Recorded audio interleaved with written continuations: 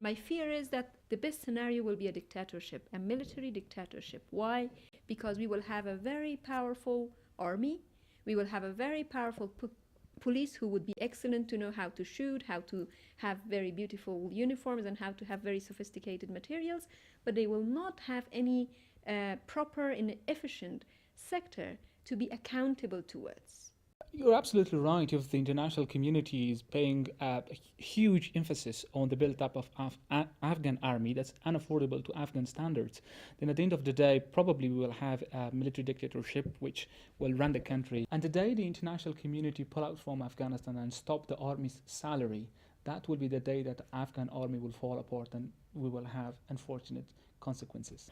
These big names, the former commanders, the warlords, some of the political elites, that they have gained power through illegal ways, and they have leverage over palace, and also they are in some extent being partner to the international community. They would become the sources of the organized international crime groups that what the international community would suffer from. That layer need to be removed if Afghanistan ever is to be succeeded in its fight against corruption.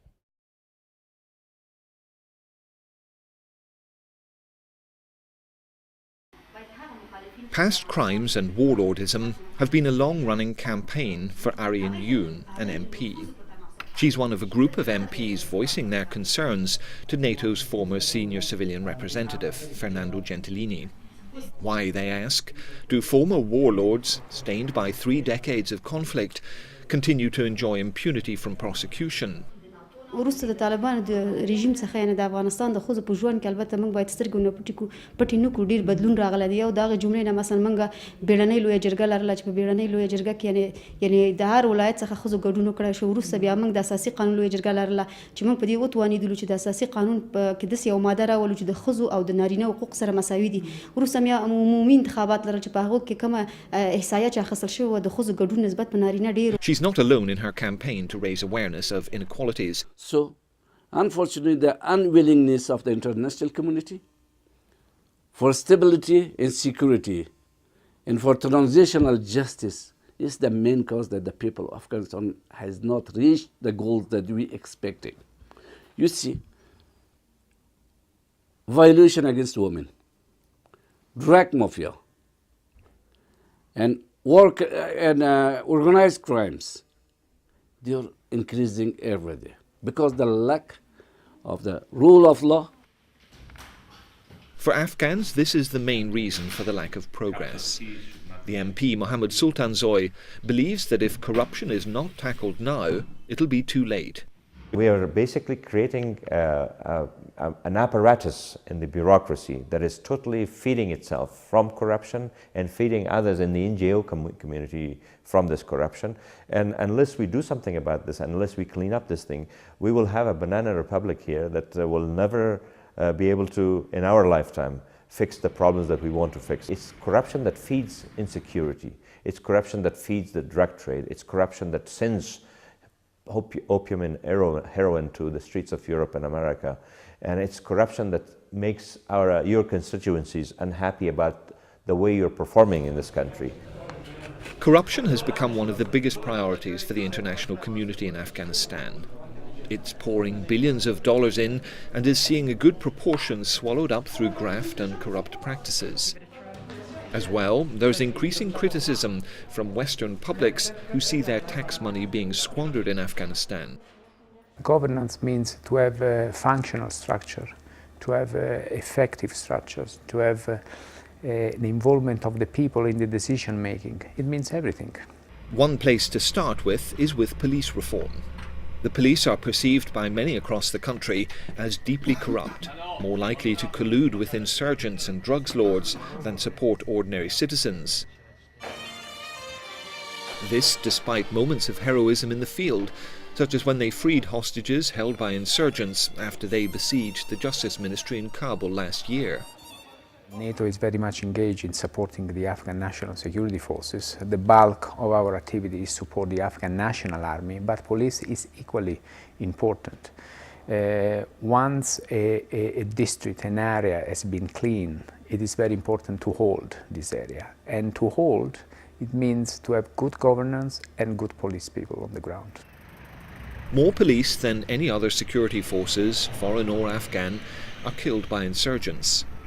Already the police are responsible for more security than is imagined by the population. Wide-scale mentoring and training is taking place across the country, designed to bring the police to standards comparable with the army.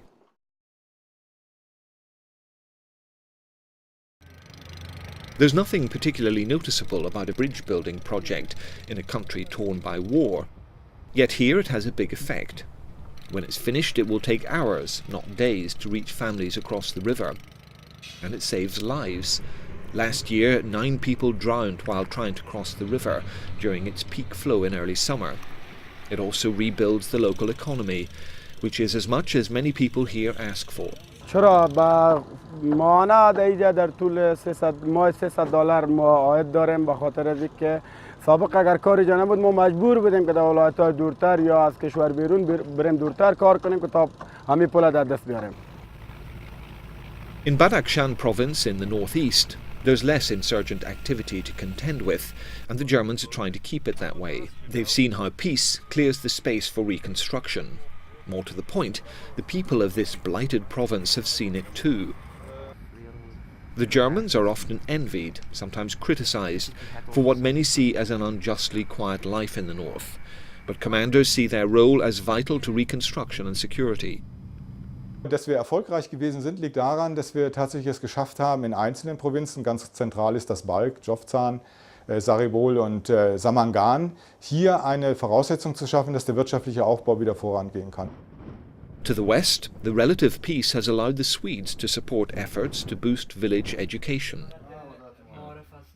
امنیت سرتاسر فعلا خصوصا در شمال حاکم است. برای فعلا راجع به تاثیر اولادها و معلمین ما که در مکاتب مثلا One of the most important things for security is for the children to be able to go to school today. Today we have 44.6% of the Afghan population is below the age of 16, and that is going to be the large future of Afghanistan. Reading makes a country great, and if the security is enough for the children to go to school, we have come a long way in our work. It's a moot point whether these forces deter or in fact attract insurgency. Many involved in civilian development argue it's the latter.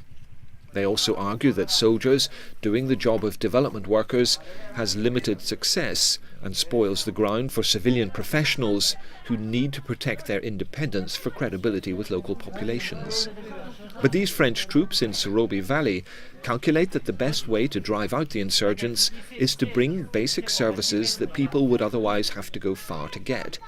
In this case, a mobile surgery open to all.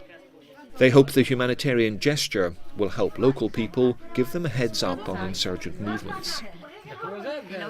We know that we have a major enemy infiltration route in Mazar Valley in Kogyani district. In the civil reconstruction wing of a military camp in the eastern city of Jalalabad, Colonel William Fitch briefs his sergeant on plans for a delivery of rice, blankets and winter clothes the following day, and on the local resistance they've encountered to the drop. Their destination is Kogyani, an area of proven threat to foreign and Afghan forces. Kogyani has seen plenty of frontline activity recently. A firefight between insurgents and Afghan forces last year left the district centre peppered with bullet holes and several people dead. We use non-lethal methods to engage the local population. Our methodology basically involves working with the elders and the shurs in the area, trying to gain their support so that they can influence the people of their districts in a positive way.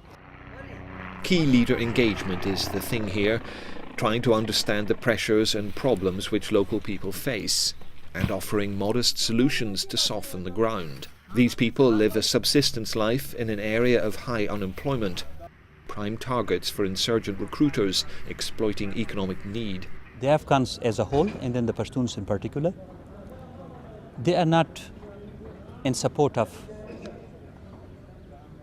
foreigners, whether they are local foreigners or they are coming from other countries. What they value so much is that who is doing what for them. Afghans have lived in the shadow of the grand designs of outsiders for centuries. first British, then Soviet.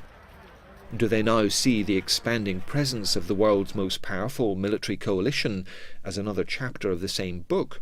Or is there something different, more mutually beneficial and lasting, at play here? If they are assisted now, there is a hope that in the future the international community can work with these people, not in terms of winter clothing and short-term things like we have been doing today. The basic thing would be to win the minds and hearts of these people first, make a sincere relationship with these people so that they can trust you. جلوگیری چیزی که مردم مفاهمه کنه که ما گپ میزنیم بس خود ترجمهش کنه که باید مفاهمه مردم است. همراه کلانای قوم اگه یا همراه جرگه بشینن حل فصل کنن، همراه کلانای قوم، همراه ملاها، همراه منفذ دین.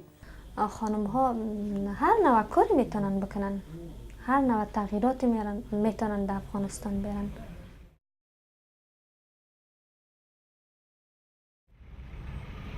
Kabul 2010.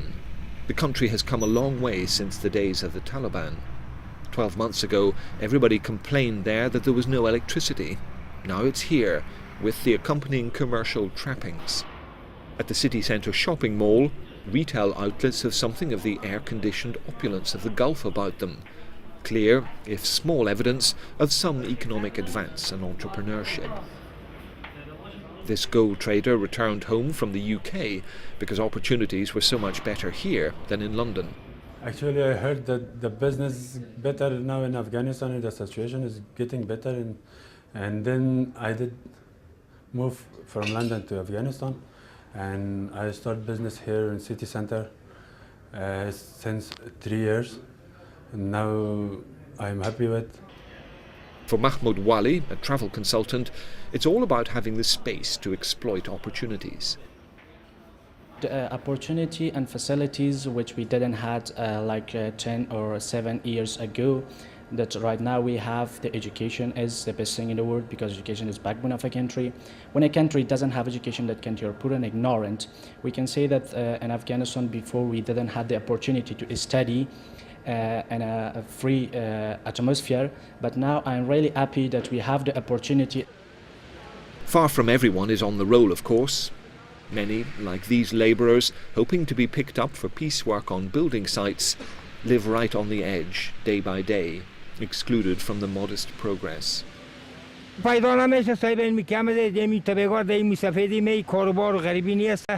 این پاس مورد کارمون ندیده که یک موتر بیاد 20 نفر 30 نفر پیش مو میسفید است در کار نموبره. But the crushing hopelessness has its match in the modest hope that's emerging beside it. Afghanistan languishes at close to the bottom of all the global indices which measure the health, welfare and living standards of countries. But the figures don't describe the hunger for entrepreneurship and educational opportunity, which also emerge as the greatest aspirations of Afghans. The line between hope and wishful thinking is always thin, but Afghans simply wouldn't nurture it if real opportunity wasn't there to grasp. بیشتری مردم البته باسواد نیستن. سطح علم و دانش البته مردم افغانستان بالا. راتلونکي 15 کلونه به دا که حکومت د خلکو مشکل حل کړي نو ډیر زر به مل کامیاب شي او که باید خلک د خلکو حکومت د خلکو مشکل حل نه کړي. We need only a polish. That's it. Somebody has to give us a polish, give us a chance to go on with our life.